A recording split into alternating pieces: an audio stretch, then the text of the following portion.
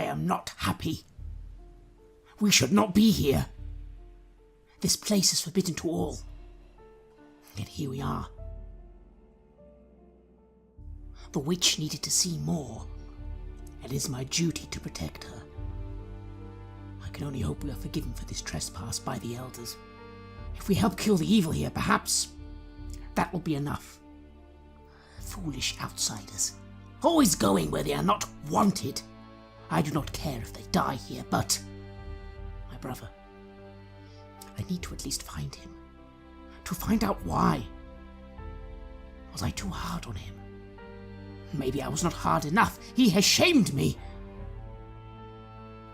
I do not think I will be able to save him, even if I want to. All I can do is fight and protect the witch, no matter what happens. This is Red Moon Roleplaying.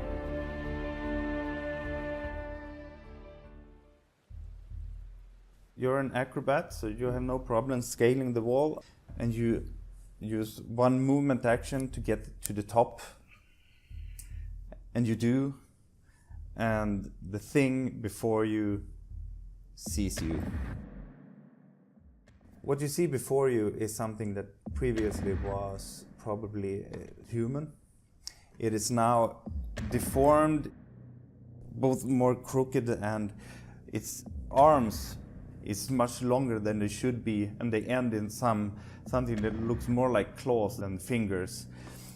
And the bony points of a crown encircles the head, and it sees you, and it looks at you in a mixture of relief and joy and the purest hate you have ever felt. So you have a definite sense that it will start moving towards you as soon as you have done what?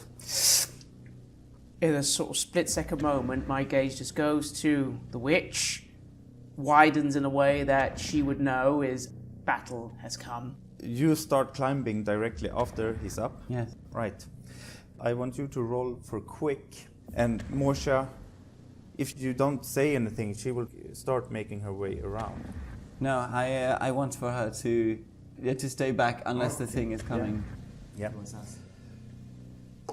You succeed, meaning that you will also only need one movement action to get to the top of the wall. But during that action, because you waited for him to climb, I draw my bow and I fire. you draw your bow and you fire. And then it's its turn. So I'm guessing I'm rolling accurate, yes? This is an accurate bow weapon. Yeah. Yes.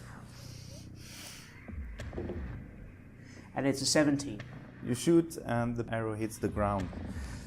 As you come up and you stand side by side on the wall, looking down at this thing, clad in what once was probably an Ambrian exclusive explorer's attire, but now it's just rags. Does it look like old? Does it look old and tattered, or does it look like This is something? probably one of the friends of the woman in the tower. It starts charging at you. Towards the wall? Towards the wall. Ah. Right towards the wall. You don't know if it will be able to climb it. By the end of this turn, it will be directly below you. Oh. And then we will look at the initiative. But before we do that, I want to know what you tell Morsha. When I see it moving towards the wall, Yeah. I will assume that it will start trying to climb it. So I'm going to bring Morsha to charge it from the side. Yeah, right. She comes stomping around, and by the end of this first turn, she will make it to the end of this wall. So you will have to try to delay it somehow, or hope that it has problems climbing. This creature that you are facing has quick 7, meaning that this is the value that we base initiative on. Mm-hmm. So your quick values, please. 13. 13. 10, 10 and and Morsha. then 13 as well. So Morsha and you are first, and when it's a tie, we look at Vigilant. Which is also a tie, because she has 10 and you have 10 as well. Oh, What's then deciding is the one that rolls lowest on the d20. So the pig is first. The wild boar comes charging at the abomination. So she comes charging in with the tusks to start attacking the creature. And the natural warrior also gives 2 attacks at the same target. Okay, she's adept. And you roll accurate modified by the enemy's defense, which is +9. I need to roll under 20. Yeah, he doesn't mind. He doesn't care that she is attacking. Yeah, that's a hit. And then again, Yeah. 2 attacks. Yeah. Yeah, two hits. 2 separate d8s, please. 5. 5 in damage. It actually seems to pass what remains of the leather armor he once wore. And a 6. And a 6. 5 and a 6. Morsha actually wounds him. What you see when Morsha bites into his corrupted flesh is that it splatters blood over her. You have to roll defense 2 times for Morsha. Oh. And you have the defense value is down here. So roll under 13. Yeah. Or she will be hit by the sprays of blood and maybe something will happen. Yeah, succeed. And again then. Yeah. Succeeded both. Good thing for you, because you see that where this sprays of blood lands, the ground is directly starting to sputter, and yeah, it's corrosive or acidic. But he doesn't even avert his gaze from you. He's on his way up. But it's your turn. So I will put away my bow, make way to just stand in front of the witch. You cannot stand in front of her Because there's not enough space. on the wall. No, it's like a meter wide. In that case, I try to move the witch past me, but then I realise that we do not have the space to do such a manoeuvre. I swear a little. I take the whistle around my neck and I look to the tower and I go, "Please, Aldo, please, listen!" And I blow my whistle that lets out a hoarse pigeon sound. I'm just seeing all this happen at once, and I'm going to try to entangle this being, to hold it back, because it's very determined to come towards us. You see vegetation starting to move around on the ground, and you try to command it after your will, trying to get it to obey you, to keep this creature in check, but it doesn't. It doesn't want to go near this being that is charging at you, and using its claws, starting to dig its way up the wall. And it will need both of its actions this turn, converting his combat action into another movement action to get to the top. As it comes into melee range, you get a free attack, the first thing that happens. So I attack with strong, and I'll add some damage if I hit. Yeah. So I move forward and I just grip my goblin teeth at this creature, and I know I need to defend the witch, and I shove my spear into its face. And that's a hit. Yeah. Roll damage. I get 4. It sort of glances off what remains of the old leather armor and its robust, beastly skin. The good thing about this that there's no spray of acidic blood. But on the other hand, you didn't do any damage at all. Next turn. Morsha is stomping around on the ground beneath, and she cannot help you, which makes her crazy, of course. So she just howls, and it's Uhugla's turn to do something smart. Angry at the minor damage, I withdraw, and I go back again. It's a hit. You should probably get some advantage attacking downwards. So you get 1d4 extra. 7. 7. You're actually damaging it, but it's still coming at you. So, the witch, you can probably try to get the vines clinging up the wall to entangle it if you want, or you can do something else. I'm going to do that. As the early sunlight rises above the plain, I feel my frustration at not being able to make the growth move to my will, and I try and I struggle again to bring it up and hold this creature down. This time, but barely, you feel nature responding to your request, and it slithers around the legs and the arms and the body, the torso of these creatures that's coming up at you. Please roll 1d6. 4.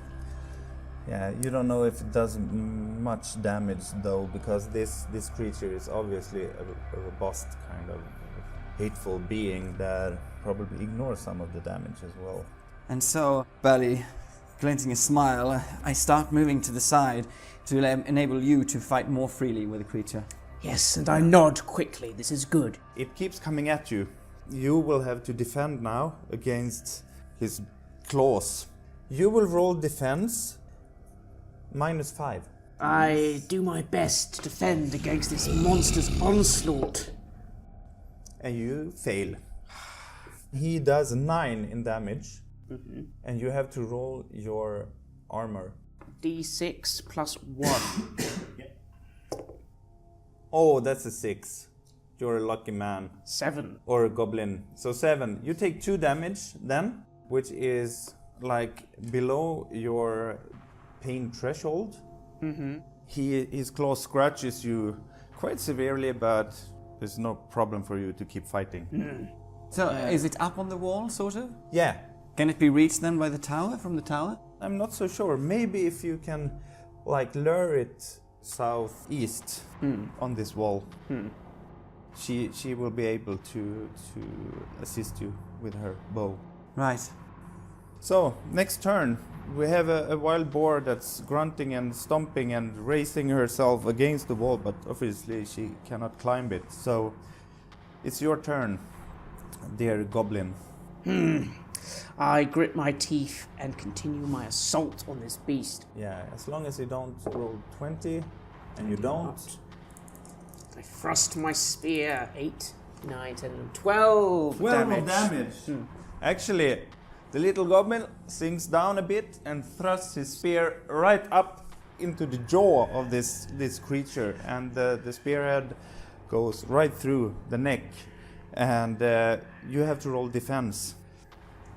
You manage to step aside as blood splatters down around you. You yank the spear back, and the creature falls off the side of the wall and down into the ground. Twitching, but most likely dead. I don't really dare relax, but I look down and I see Morsha next to the creature, and is it dead? Actually, she doesn't want to go close to it, No. but it's still twitching. Still entwined to some extent by your vines, of course. Well, I think we better make sure that it's actually dead somehow. So I will keep my spell sustained until it stops moving. From the tower, you hear a very familiar voice. A very weak, younger brother calling your name. You look up and you see him just barely raising his face above the base of the window. And I immediately start to rush to the tower. Oglas! Aldo, get down! He's more pale than usual. Yeah, now that you have seen him, he's like, he's obviously hurt. And I will run to the tower on this wall and try. Can I get in from this angle? Yeah, of course. You pick up the rope and the grappling hook and you throw it up to the window. And you make your way up there and find him. He has passed out again. his legs are severely... It could very well be the claws of this creature you just killed that has teared at him. The creature finally stops twitching, and I can imagine the vines not even wanting to hold it after I cancelled the spell, shying away. I look at it apprehensively, and then I see the goblin Yoglas disappearing up into the tower, and I start moving towards that tower as well.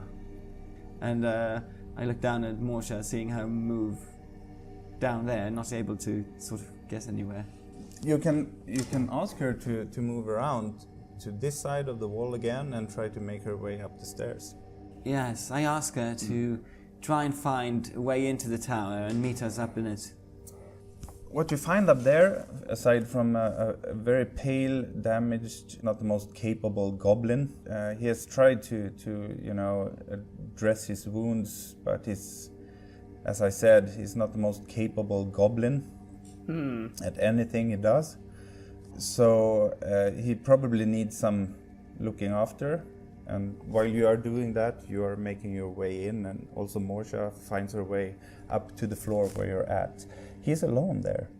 I don't know much of natural medicine, but maybe with my bushcraft survival skills, I can at least improve his a little bit. Yeah, you can try. Please roll a cunning test. This is like not what you usually do. There are probably others that are better at it. Yes, I try and tie his wounds together with the bandages, and I just make it worse. And I just You make it worse so much, in fact, that he wakes up again. Ow! What are you doing? I almost give him a slap in the face, and I only stop myself because I can see how badly wounded he is. Fool, Aldo! You absolute fool!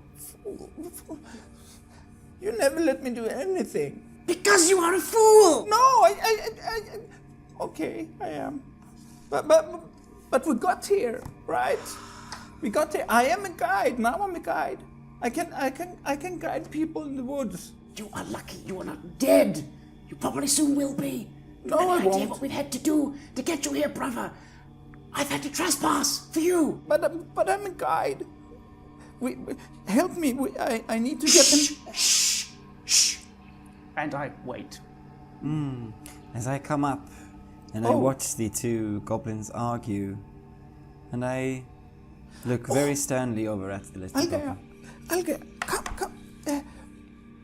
I actually did it. I got them here. I am a guide. Why did you do this, Aldo? Why did you decide to guide these people into a place that is tabooed by the Aldra? But that's for the elves. I mean, the Ambrians, they don't mind. But you... They have no taboos. Why should we listen to the elves? I mean, they pay. Do you not see why, even now? Okay, maybe this particular place was kind of... Have you found all of them? We have found one. There are more likely to be more of them out there. Are they equally... One. I led 3 people here. So there is one more missing that might There well is? be in the old library. Is it he who fell through the floor? We've met one woman who said she was the leader of the group. Oh, yeah. Vidina. Yeah, Vidina. And I assume that the thing I need to take her back to Ambria. Because, You need to do nothing, brother. I hush him again. he looks very, very pale, but he also looks very, very determined. And then there was... I don't know what the others... Which... Yeah, You said there was one more that fell through the floor? Yeah, there was Lagon, and then there was Valmer, and I think Lagon was attacked by those swarming things, and, he hunted me here. and hurt me, but Valmer, or was it the other way around? Anyway, one of them fell through the floor. You attacked an iron-packed elf. Yeah. I slap him in the face. Ouch! It wasn't. Yeah, it was me. And then I say, we get him out now. We go back to the elf. We get out, and then we wait. She can summon more iron packs, and then they can deal with the rest of these intruders, and we will help with some numbers. But I'm the guide. You- What about Valmer? I do not He care fell through the floor. about Valmer. He is Why? an invader. He is a trespasser. We cannot trust these people. They left you. But it's the elves calling them trespassers. I hit him again. Ouch! And I'm really upset. Because he's my brother. And I'm really upset at all of this. Your fate will be decided, Aldo. You have broken our rules and our taboos. But You okay, must understand that this cannot go unpunished. But I don't have to accompany you back to the village. I can take Vidina and yeah. I need to save Valmer, and we need to go to Ambria, and I can get a job as a guide. I can support myself. You don't have to look after me. And stop hitting me. If you had decided to leave us and the village before, that would have been different. Now you were still a part of the village. You were part of our obligations to both the keepers and the Iron Pact. But that's just stupid. They paid me. It's not stupid. This is a job. It is a job. But it's an utterly respectless thing. We To need think to you can find bring... To think you can bring outsiders into these tabooed grounds. Look what you have done. This is all you're doing. You almost had your brother and me killed because of what you've done. I didn't ask you to come for me. It was our obligation. You are my brother. I would come for you wherever, you stupid boy. Would you? Really? Yes! Stop hitting me then! Enough! I hit him again. Enough! You Huggless, we will do as you say. We will bring this back to the elf, and we'll let her decide on what will happen next. If we have to go and chase down the rest of the intruders, then so be it. I do not know what these swarm things are that you describe, but we will need to find the last Ambrian explorer just to make sure that nothing else has gone wrong here. And whether he lets me or not, I start attempting to haul up my brother to help him. And Yeah, actually, he stops protesting. So you take him after many ifs and buts, and also after having tried to help him dress his wounds more properly, you take him back to the tower at the north end of the area, where the elf and the Ambrian noblewoman awaits. The Ambrian woman, Vidina, he called her, bombards you with questions of what happened, and is obviously heartbroken to hear that what may have been her lover now has been killed by a spear through the neck. And the elf absolutely agrees that while she is trying to help this accursed taboo breaker that is your brother, you really should try to have a look and see if you can find the lost member. Not only because it's the right thing to do, also because if he indeed has turned into a blight beast or something like that, he needs to be taken care of.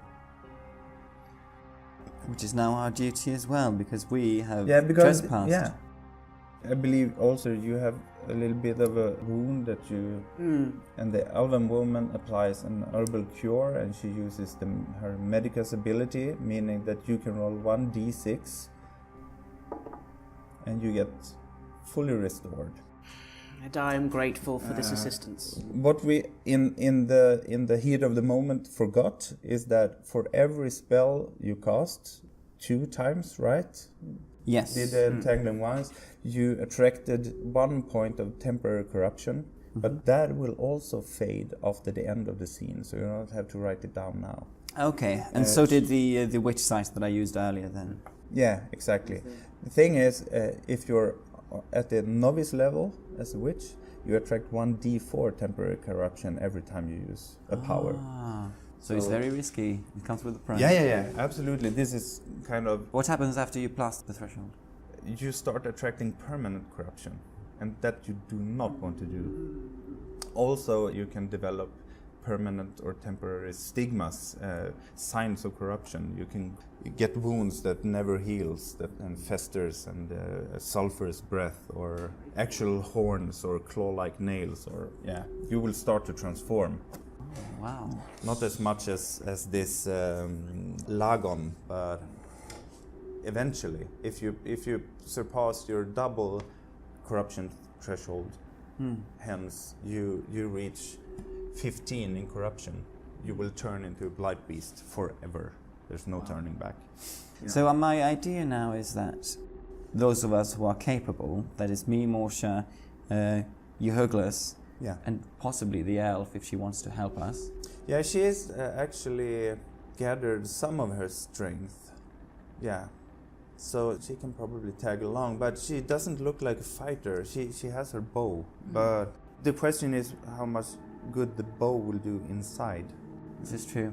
I'm going to question her as well. Are you familiar with something that Alder referred to as swarm things? Swarm things. Well, there are many creatures that swarms. Could you be a bit more specific? And I look at Aldo to Assuming that he has passed out again while having his wounds looked at. Well, I don't really want to wake him, if I'm honest. I don't know. There are lots of. I mean, he could be referring to insects that swarm, like wasps or something, or it could be much darker, abominational swarms of. It's hard to say without. But if you see them, I could probably. The thing is, you could probably identify it if you saw it, having this beast lore ability. But if you come back and describe it more closely, maybe I can identify it. I'm just thinking of how to fight it. Yeah, swarms are. Yeah, I don't know. You do know. Yes, well, In the brighter parts of Davokar where you live, you sometimes are attacked by swarms of violings, which is a form of bird that is not fully corrupted, but Carry it. yeah, exactly. Yes. And I mean, you can battle swarms of creatures with the same abilities, but they don't take as much damage. I try to awaken Aldo gently, and I'm trying to ask him, swarm things. Use words, Aldo. Talons, feathers, they fly, they crawl. They look like little small goblins with kind of wings, and Goblins with wings. Yeah. So not insects then. The elf is listening in as well. Maybe he's talking about night critters. Do I know? If so, yeah, you have heard about these. You have obviously never encountered them. There are legends about swarms of small abominations that haunt the darker parts of Davokar. Not often in these parts, though. We are wasting time. We need to do this while we have light. Let us just go and assume there's only one thing to deal with. Just be wary. I will go, you will go witch, and perhaps elf you can assist from further back. You shouldn't be at the front. Yeah, I can accompany as far as to the door opening, and I can, yeah. What do you say, witch? and I bow my head in respect. I find this slightly amusing how he just commanded me of what I will do, and then he asks for permission. I nod graciously. Lead the way, then. You make your way over the grounds and up to what the elf earlier called the old library. You're standing at the opening. The building is very intact, but obviously through the hundreds of years it's stood here, debris has collected and also seeds and sprouts have taken root. So when you look into the grand hall in front of you, it's like almost a forest landscape in there. But there are still stairs and second floors. It's dim light in here, but you can see fairly well. You're standing in a hall that is pretty deep, but there are corridors leading away, and there are also a big stair in front of you leading up to a sort of balcony that will take you to the rooms on the second floor. He said he had fallen through something. The floor, Yeah. I think. So let's look through the first floor, perhaps, or the ground floor, see if we find someone unlucky enough to fall through. I nod and will do as I'm told in this scenario. Being careful just to investigate. So you take a few steps inside, and you have Moshe with you, right? I want you to roll for vigilance. Fail miserably. I fail. Moshe is the only one succeeding again.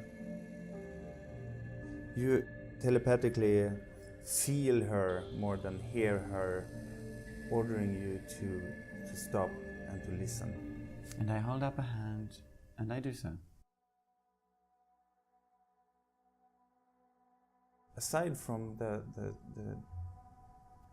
faint sound of the wind blowing through cracks and window openings, you hear a distinct clicking noise, and it grows louder and it comes from more and more directions, and you can both start to see that the moss and the vegetation on the ground, and also actually when you look around the walls that are overgrown with moss and vines, there are starting to be small shifts, like if something is moving underneath it, and the clicking grows louder and louder and comes from more and more directions around you. I whisper to Swarm. Yes. And I start backing back to the entrance. You have gone so far that you need one movement action to come to the opening. Do you, Yes, I do not want to be completely surrounded. while you are backing up, you see them come clawing their way through, and there is not one of them. There are literally hundreds of them. Hundreds of these small little winged Small little creatures. wings, and they are rising up from the floor, fluttering with their wings and starting to come together, building a swarm that is probably just collecting itself and finding their friends and finding the collective awareness to move in on you. So you're back at the entrance, and it's like this buzz in the air now. And you can roll a vigilant 10 over. Okay, there is nothing much your witch senses can say other than that the air is teeming with darkness. I'm trying to cast the Thorn Cloak. You? Can I light the lantern? Yeah, please. I light the lantern because I'm going to try and throw it into this building. The thing is, you can use Beast Lore as a free action while you are doing this, Yes. and you can roll cunning. You're not the most educated person around, I'm but you really can try. nervous at this. 7. These creatures probably will not enjoy fire. And seeing this swarm forming, you will have a really hard time doing real damage to it. And I just say one word to the witch. Fire! Fire! Next turn, let's look at the initiative situation. We already know that you have 13. That's good. That's really good. But this swarm is quicker. It has 15 and will act first. So with a sweeping motion of 100 pairs of fluttering wings, it dashes at the goblin with his fire that they probably fear a little bit. They are trying to gnaw at you, and they don't do damage. They are trying to penetrate your armor with their small teeth and claws. You have a chance to avoid being hurt. You have to roll defense -1. I just try my best to almost swat at these creatures as they try to swarm over me. And you do it. They try to scratch and claw and bite at you, but you manage to avoid them. It's the elf's turn. And before she fires her bow from just outside the door, she shouts, "Run!" And she shoots and tries to cover your retreat, probably. Please roll for her. Roll 13 -5, so 8 or better. It's just a miss. Your turn. I throw the lantern into the building. You actually don't have to roll anything because all you're attempting to do is set it on fire, right? And then, if I have movement, I call to the witch, "Run!" You have acrobatics, Yes. meaning that... I roll quick to avoid free attacks. Yeah. So let's do that. He succeeds admirably. It's Morsha. And I telepathically announce to her to do what they say. They're all shouting, "Run now, let's get out of here." She runs out of the building, almost bumps into the elf who dances aside.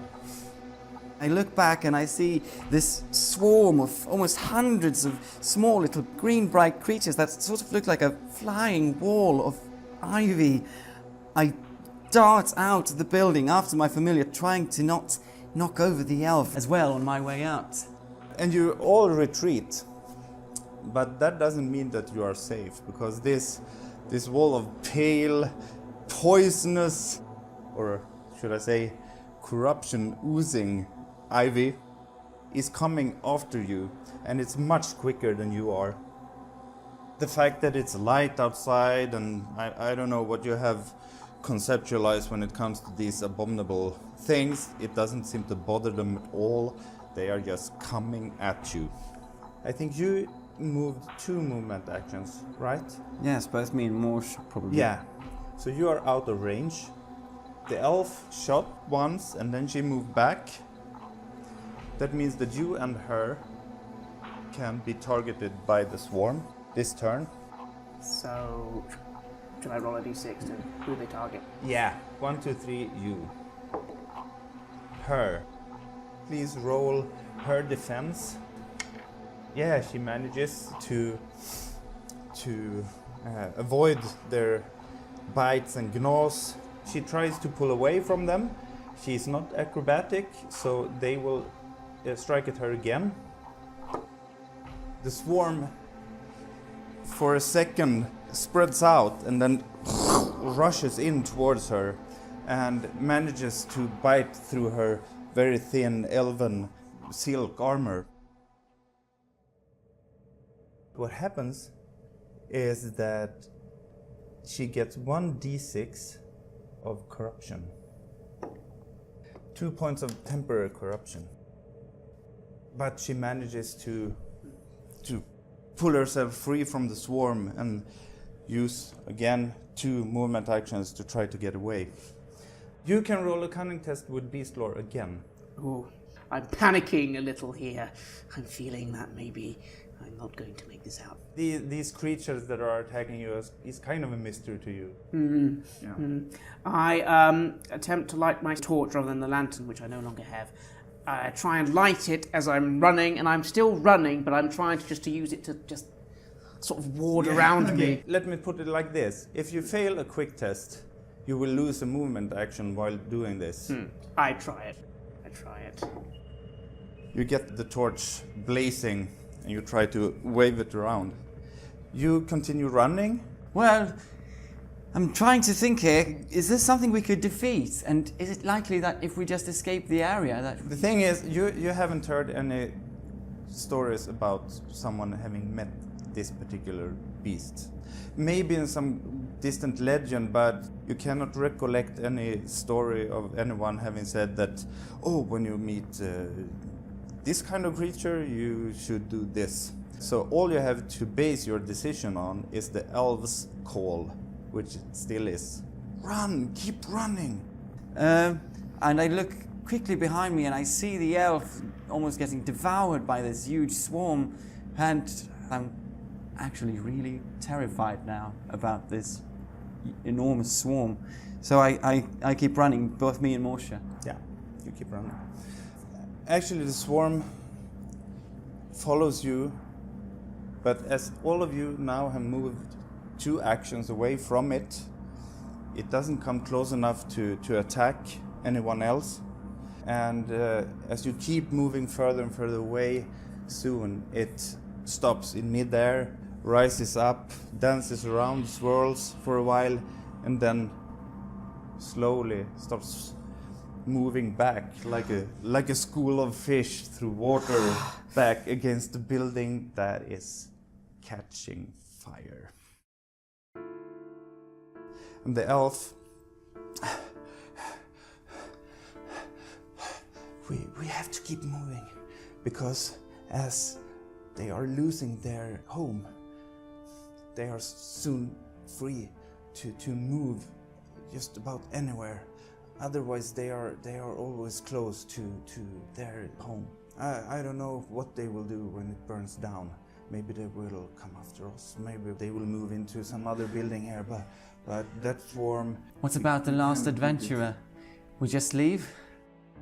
If he were indeed somewhere in there, he wasn't alive, if he's turned into some kind of blighted beast, I would call for reinforcements from our elders, and they will decide how to deal with this. Johannes, get Aldo and we'll bring him back to the village. We need to start traveling as quickly as we can. Is it possible to get back and get my brother? I fear that if we do, we might attract the swarm. You have stopped away from the more and more burning building, but still so you can see, and the swarm hasn't... They are still outside. It's just that they are undecided what to do next. Maybe they will wait for the building to burn and move back in. I look at you surprised. He has shamed me, and the crime for trespassing is death.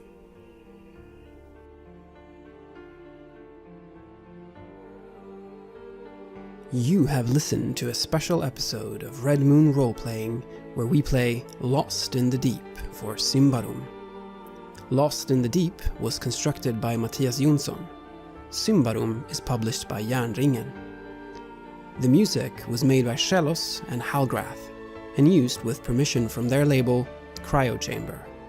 Visit cryochamber.bandcamp.com or their YouTube channel for more delicious drone and dark ambient. As always, a big thank you to all supporters. If you appreciate the show and want to encourage our work, head over to Patreon and see if you want to support the show there. We hope you enjoyed this special episode and look forward to meeting again. Thank you for listening.